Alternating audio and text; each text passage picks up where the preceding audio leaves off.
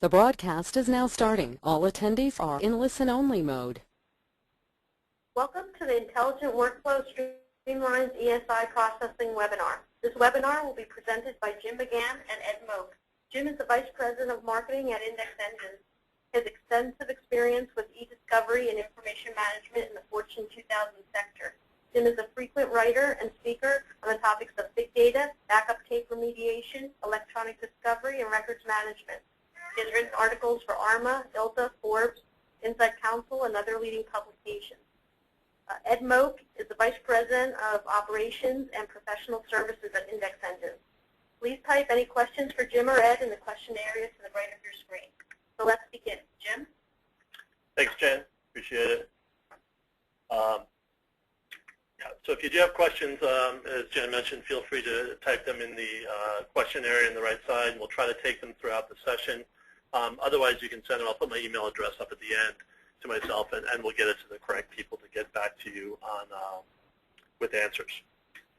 So for those of you that don't know Index Engines, we are a software company that has a product called Octane. Octane is really an information management platform that really supports eDiscovery and the identification, collection, preservation, and processing of ESI. Some of the unique attributes of it is a unified platform, has the ability to connect all sources of data that may come across your desk from network data, forensic images, and backup tapes. Very efficient. Really eliminates processing bottlenecks. I mean, the speed and the power of the engine itself allows you to get to the work at hand very quickly. Very automated. You can set up processes to manage ESI in advance and collect data very effectively, which Ed will show you in the demonstration, and very cost effective. The key advantage is really it's the only platform that really can support all data sources. So I think a lot of people know us to be able to support data off of backup tapes, which is one of the key advantages of Index Engines. But if you're processing forensic images, email, desktops, online data, you can use a single tool to support the online identification collection of that content. And we find clients that are using a unified platform that enables a single search across that entire universe of data, deduped, denested, and so on, allows a more defensible and reliable audit trail. Very scalable. We support projects that are in the petabytes of data, so large-scale indexing of content with processing speeds over 1 terabyte per hour is the fastest available on the market today. And a very intuitive, flexible interface, so really it's designed for rapid culling and tagging of relevant ESI, and the option to really give you flexible collection and preservation options, which we'll show you today. Version 4.5 is about to be announced. This is kind of a sneak peek into that version. We're announcing it next week with some new features, exciting new features that we're looking forward to. The key overriding message of this release is really expanded workflow. We're really broadening the EDRM functionality. So EDRM, our specialty has really been in the identification, collection, and preservation of ESI. We're going to be adding some review capabilities with a partnership with Relativity. So you'll see that in the demonstration today. So all the way from identification and collection down through now review and analysis using Relativity, you have a single audit trail that is defensible and cost-effective. So a lot of our clients and partners have been using multiple tools in the past to process data. With this new platform, you can now use one tool all the way down through review and ensure reliability of the content. As I mentioned, we're announcing Relativity support next week. It's our version 4.5 will support load file into Relativity, which Ed will show you today in the demonstration. Future version, which is coming out after 4.5, will support tighter integration, which we're excited about, which allows deeper support for Relativity, which we won't be showing you today, but hopefully we'll be able to show you that in the short term. We're also announcing OCR support, so we can support scanned documents, scanned PDFs, and TIFF files that are not text. We can integrate the indexing of that, the OCR and indexing of that content through an automated process. And Ed's going to show you that today as well in the demonstration, so that'll happen all as part of the integrated process. of indexing, in this case PDFs. Another feature of 4.5 is the high-speed indexing of forensic images. So we've been able to support the indexing of forensic images. You were required to mount them first so they could be crawled. In this new 4.5 version, no need to mount the images. It will scan the evidence files automatically. So if you've got hundreds or thousands of evidence files on disk, you could just leave them on disk and point index engines to those folders or those environments, and it'll index that content. And this release will support AccessData 81, EnCase, EO1, and LO1 formats. So that's the bulk of, or the major enhancements in 4.5, and it should be coming out to the market shortly. So if you think about the EDRM model, I mean, what we've really specialized is really the support on the left side here, supporting the information management side. So really the identification, preservation, collection, and processing piece of that model. So with this version, with version 4.5, we are adding relativity support, which will allow you really the review and analysis and production support. So that the idea is that when dealing with large volumes of data, we can cull it down very cost effectively all the way downstream through production with relativity. So that's, it's an exciting new feature that really helps really control costs and control the audit trail of managing this ESI.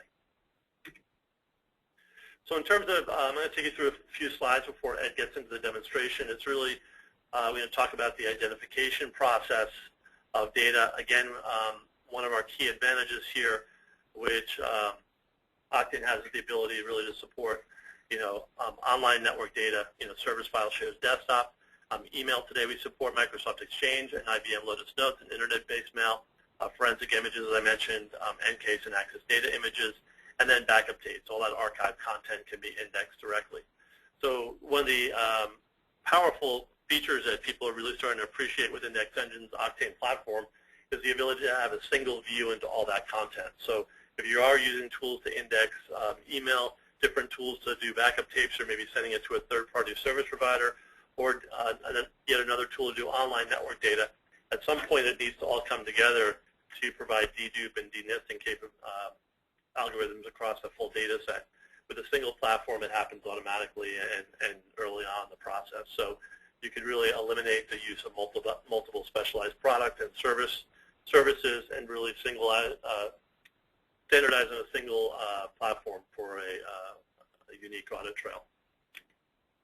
So again, this is the Index Engine's appliance. Again, supports online data sources, email, forensic images, and backup tapes. And I think today Ed will show you mostly supporting of online data and email processing. The product there, again, the tech specs, it's a single high-speed indexing platform, again, up to terabyte per hour. I mean, the key challenge there is getting the data to the Index Engine at those speeds to be able to tap into that level of processing. Very intelligent processing, incremental updates, deduplication.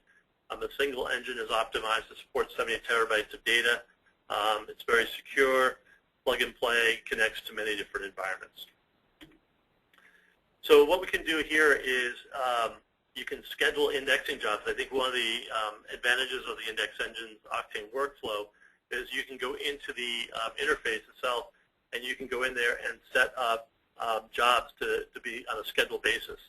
So, I mean, you can schedule them using the scheduling capability. And the nice thing about that is some of our partners have been using this for on-site deployment. So if you're going out to do a collection at a remote site, or you're a third services provider that's going out to the end user or the client, you can set up these collection jobs in advance and bring this box and sit it on site, and it'll incrementally update the index on a scheduled basis. So when indexing all ESI, all the content and metadata can be fully searched. It supports, again, all common textual-based user file types, and again, Exchange. And beyond EDBs, there's support for OSTs and PSTs as well. And as well as support also for IBM Notes. So the unique feature with our email processing, is that we're not using MAPI-based tools. We don't found that MAPI-based tools were too slow for maintaining the processing speeds in the Octane platform. So we really engineered access to these database environments, email database environments ourselves. So by avoiding MAPI-based tools, we get higher speed processing. But the other advantage is that it's more comprehensive. So we'll typically index more content versus systems that use MAPI to crawl through the file directory structure of the email database. So we'll process logs, journals, dumpsters, tombstones, process corrupt mail. If you have a corrupt Exchange database, for example, Octane can process that, and it'll process as much content as possible. So it's really a bottom-up indexing approach versus a top-down crawling approach. And as the data is indexed, it generates a unique document signature via MD5 for deduplication purposes. So the collection product is still fairly new, so I'm going to spend a little bit of time talking about that today. So again, another advantage of the platform is that it provides forensically sound collection capability. So it's really a legal hold or preservation archive. So when processing data, if you got a full data set from all ESI sources, so maybe it's a mix of Exchange and notes, PSTs, forensic images, backup tapes, hard drives, and so on. You can set up your collection policy, which is a very specific query of content, or if you just maybe want to be a little bit more general, you can set up a custodian mailbox queries, a set of custodians that need to be collected. Point it to that data set, and what happens is the responsive ESI will be preserved in Octane's collection platform, which is really a legal hold archive.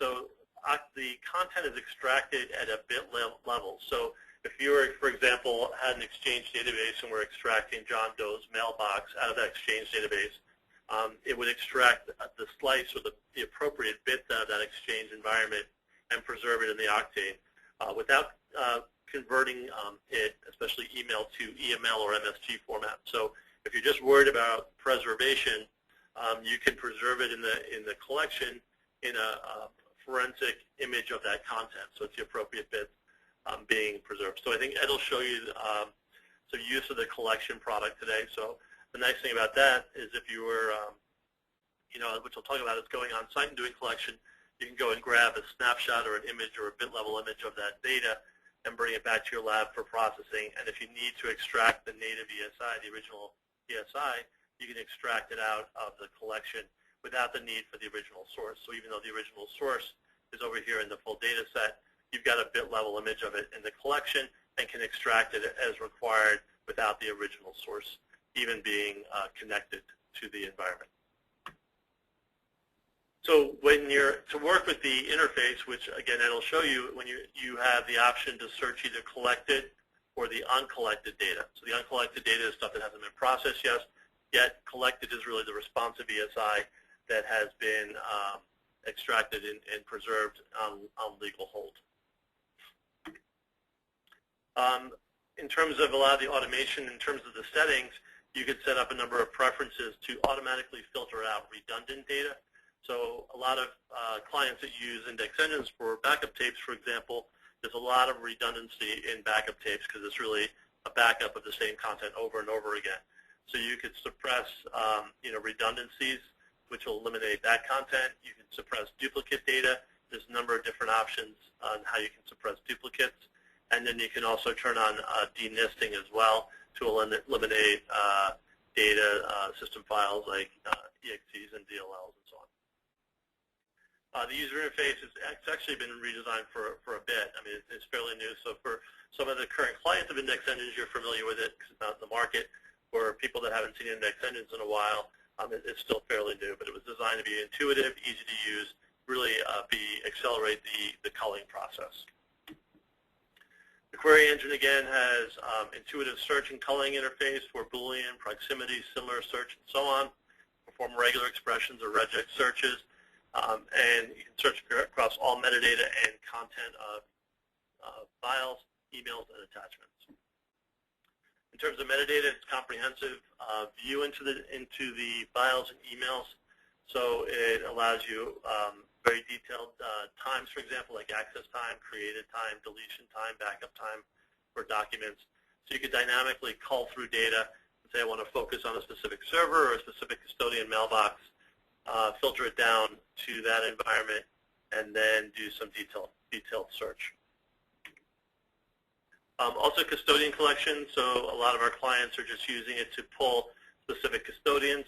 You could browse through Exchange environments, even Exchange environments on legacy backup tapes. So if you're indexing a legacy backup tape, you could browse through the Exchange environment, see the custodians, even the folders within the custodian mailboxes, and be very refined as to what you select, what, John Doe's inbox, and sent mailbox to the entire content of John Doe's folders. Also the active reports, if you haven't used the active reports within Engines, a powerful interface that gives you high-level summaries of data by certain criteria. There's a whole set of canned reports, like last modified, owners of the data, and so on. One of the more useful reports is the domain culling report. So what you can do is, say you're searching on email, you could filter it down to a specific number of custodians and say, I want to see the sender domains of their emails. So it'll give you the specific domains to look at the communication frequency between that specific custodian and outside environments. It'll give you an internal reference for any internal email. You could also use it to select email that's communication between the outside counsel, to tag that as privileged content. Also eliminate spam and things like that. So I'm going to quickly go through the representative workflow to give you an idea of what Ed's going to demonstrate, and then I'll let Ed have at it in terms of showing you the 4.5 product. But an example workflow which we find to be very effective, and I know we have a processing lab here which Ed actually runs that uses this workflow pretty effectively, as really the first step is really defining the collection policy. So you could narrow down your scope, which is the culling of the data, to say specific custodians, servers, emails, databases, and so on. In this case, what we're looking for is Sue Clark and John Doe's email between March 13, 2006 and January 8, 2008. So you can see the query that's built here, and you could use the query builder to build it or build it yourself directly. In this case, we're using all possible iterations of the email alias. There's a number of them that exist. And what you're going to see here is storing the query. In this case, we're storing it in a query called collect. Is going to trigger that for automated collection into the legal hold archive. So what you can do is then, once this collection policy is defined, which is a detailed query that's stored, you can really point to the different data source environments. So again, online data, email servers, forensic images, backup tapes, whatever it may be. So indexing can occur once for a static collection or incrementally for a dynamic environment. So typically when you're going to go out and do a single collection, you're going to point once to the data source, and indexing will automatically happen. And because that query is pre-populated and stored as a collection policy, what's going to happen is you're going to automatically copy the responsive data into the collection. So the key point here, and the nice thing about that, is that the original source is no longer required. So if you're processing backup tapes, you don't really need the backup tapes because the data is in the collection. If you're doing processing on site, you can bring the index engine off-site back into your lab and not go back to the original source. So what happens here is that when you collect the data, you've got a full forensic image of that content that you could tap into later for production of email or files. Once the data is in the collection, you could switch over to the toggle to the collection and say, let me now search on the collection, and you could start defining your culling policy. So culling policy is different from the collection policy in that the data is already collected. Now we need to refine that data. So again, you could cull out privileged email and spam, as I mentioned here, using that domain report. So here you can, if in this case, for example, CNN is spam email, you could just simply uncheck that content, or even tag it as spam email. If, for example, Mercury News is your outside law firm, say, for example, you could tag that as privileged and filter that out as well. So the tagging tool in combination with the reports, very powerful feature to refine your data set. The fourth step is then define your detailed culling policy. So you've filtered out the irrelevant content. You can go in and use the content culling to type in keywords, Boolean search, expression search, and so on, any kind of metadata search, and find the relevant responsive data set. Once you get the responsive data set, again, Ed's going to show you this today. In this case, you can extract it onto legal, extract it into an archive for long-term preservation, extract it into third-party tools. In this case, we're going to show you our new feature to extract it into relativity, the load file into relativity, or you can extract a text file report, which could be useful for analysis or just for a file listing for the legal teams.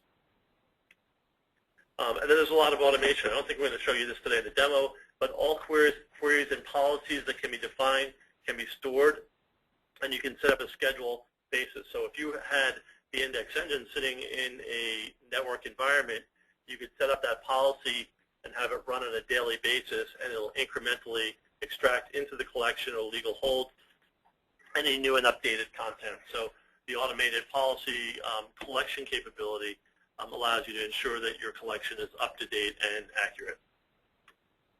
So, I mean, 4.5 is really a big jump for us in terms of support for full EDRM capabilities. A number of key partners have been integrated into the platform, and the goal is really to make your identification, collection, processing, and review experience much more cost-effective and much more efficient. So what I'm going to do is I'm going to pass it over to Ed, and we're going to go into the actual demonstration. Thanks, Jim. What I wanted to do today is really take you and step you through this intelligent workflow and actually show you the 5 steps that Jim talked about, walk you through the 5 steps of actually processing ESI data automatically and the manual methods for loading into the archive, as well as some of the new functionality that Jim talked about. It really starts with defining that collection policy, as Jim mentioned. So on our demo server here in the search interface, what I want to start out with is show you that I'm really starting with a blank slate here. I've got nothing in my collection server. So as Jim mentioned, by the settings, I can show collected, and this is really just searching that legal hold archive. Running a search on that archive, I've got nothing in the archive at this point in time. My next step is now to define that collection policy, that query that I want to run after processing the data to populate that legal hold archive. So I've got that policy defined, as Jim had mentioned, with a collection saved query. This particular query is saving 3 mailboxes, again with the different variants of those 3 owner names, as well as limiting the send time from 3/13/2009 to 7/8/2012. So it's as simple as, setting up your collection, defining your policy. Now you're ready for that second step, that auto-identify and collect the ESI. That all happens on the administration interface. So it's all about processing that data, whether that data be on backup tape or whether that data be on a LAN segment. I'm going to start out and just show you the where that collection is actually defined within the administration interface. So within our collection, I've got a collection defined. I've got it pointed to a storage location on one of my NAS servers that has an NFS export, and I've got the collection policy, the automatic collect, set to on.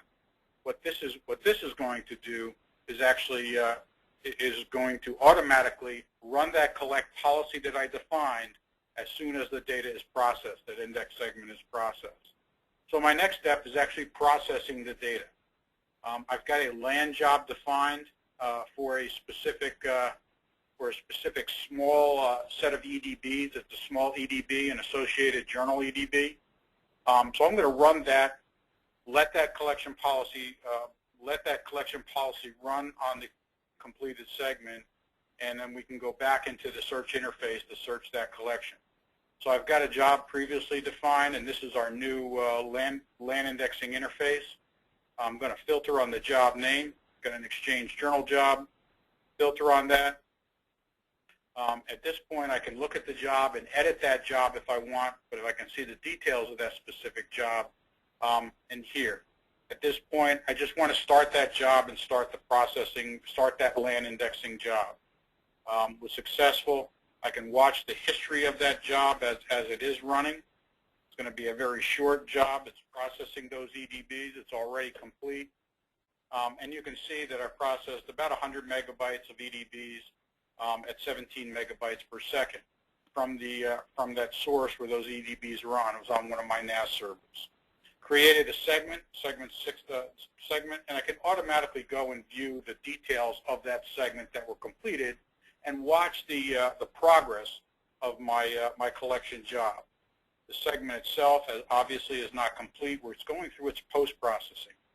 And the collection is really a part of that post-processing. So it's starting to post-process, but at this point I can also see the details of that segment. I processed 10 Exchange databases, 4,000 Exchange email messages, and various other documents that were attachments to those emails. As the post-processing, you'll see the last part is the collect post-process. This is the process that will, once the segment is complete, will actually start the automatic collection.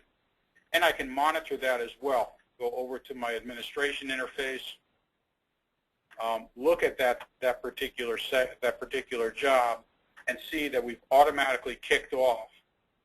We've actually kicked off and have completed that automatic collection on that segment. So we're populating that collection with those files that were responsive to that collection policy. So it's as simple as setting up the collection, defining your policy, and running your jobs with the automatic collect on to populate that collection. Let's go over to the search, back to the search interface, and we're really at step 3 of that Jim talked about earlier, defining and the culling policy. So first we're going to do is actually go in and look at the collection itself and the documents that we moved into the collection. Again, going back, selecting where I want to search. I want to search on only documents that have been collected, and hitting the search button. And showing now I've got all the documents that were responsive to that collection policy. Jim talked about being able to use the reports and starting to call down on that data. So again, these were all Exchange messages, but I want to look at the owners that were contained within that. Again, remember I defined those 3 owners within my collection policy. But I'm really only interested right now, I want to identify and do some further culling. I can do that right from the reports page. So I can cull down on just the documents from John Webb, start that search, and now I quickly cull down to one mailbox, and I can view the results of that mailbox itself. One of the things I can do at this point in time is start to identify and use my search parameter, my capabilities to find, say, privileged information. I can select various documents that may be considered privileged within that document, add the tag privilege to those documents, and now I can use my queries, my search capabilities to identify and tag all privileged information. Now, that really demonstrates the ability to automatically populate the collection upon the completion of processing data. There's also a manual method to populate the collection as well. Let me clear my slate here, clear my thing, and now I'm going to search all my documents, all documents throughout that I processed, not just my collection. But I want to be more specific. I can use my filters now to do content-based searching. I can search based upon file metadata, document-level metadata, email properties, or I can define my own set of search terms. What I want to do now is find those documents that I processed previously prior to this demo using the OCR capability. And I can identify those documents that were processed using the embedded OCR capabilities with a simple OCR process, and identify those documents. I see that I've got 6 documents that were actually processed using our embedded OCR. What I have the capability now of, because we processed those with the OCR, I can actually see within the reconstruction all the words contained within those documents. So now I have the ability to actually use my search functionality to search within documents that have embedded images that were processed using the OCR capability. Once I determine now manually, I can even add these documents to the collection. So being able to select these documents and then adding those to the collection by hitting the collect button. Oops. Content and together. So let me go back here. I've just got to modify my preferences a little bit. And together, content, and just change that preference really quick. I forgot to do that prior to the demo. Go back to my results. And now go and collect those documents. Add those to the collection. Oh, I've got to select a tab. Add those documents, give it a job name, and now those documents are actually going to be added to that collection. I can monitor that process as well via the job status screen. So I'm going to add those 6 documents to my collection. Once this is complete, I can go back. We can go back and actually search the collection and locate those documents as well. We'll let this complete. It should be done in 1 second. Oh, just to give you this is one of the documents, the PDFs that I did index, the one that I did show you. So this is the actual PDF image that was scanned, put in a PDF that I indexed and showed you before. So back to the demo, those 6 documents were added to the collection, and now I should be ready to actually search the collection. So going back to my results tab, let me just clear my search out here. Go back to my settings, searching on everything that's in the collection right now. Running my search, being able to go over to my reports and my file types, and I actually see this is the owners. I go to file types, I'll see the documents, the email documents, and also those 6 portable PDF documents that were added to the collection. Now, I can actually go down and do further detailed culling, as Jim described in step 4, with my results. So I want to clear, and what I've done is created what I think is kind of a typical a search, a saved query. From my saved queries, go down, and I want to find all of John Webb's mail that were not that are not privileged, and all the documents that were processed by OCR. And I use the saved query to do that. So I'm going to extract from my collection now, because now I'm running this search. Also saved with it was it's searching from the collection. So running this search, all documents that were processed using OCR, as well as all the documents for John Webb, excluding any documents that may have been tagged privileged that we showed before. I can now run that search, see those results. I've got 10 email messages and 6. And see those results.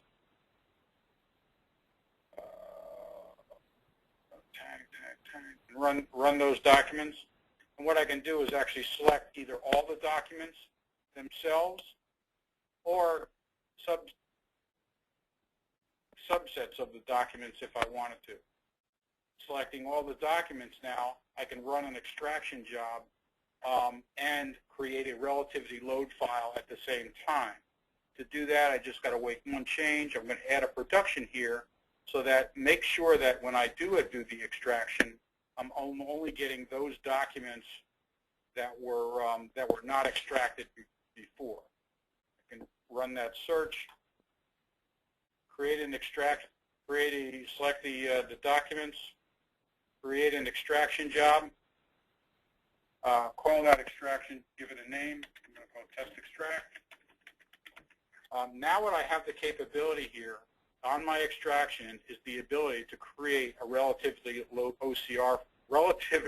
file for those documents. I have the ability to put in a prefix, call it demo IE, give it the number of digits, in this case 8 digits. Still have the capability to select an email format, MSG or EML, and give it a destination where I want those documents to go.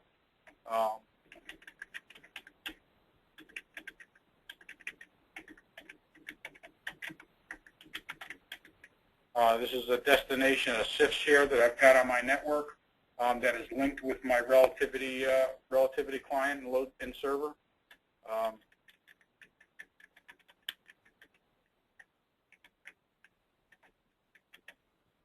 And submit that extraction job.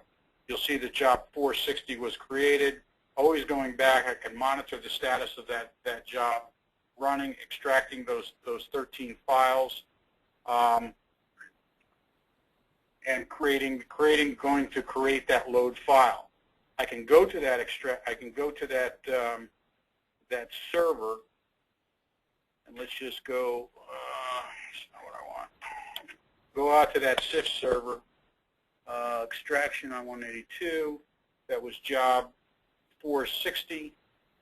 Go over to job 460, and you can see within that directory my data file where all the data is located. I've also got all the reconstruction text in the text file and the .dat file. And the .dat file for the load file. Once that's out there, I have my relativity server linked to that file. If I go to my relativity server, log into my client here.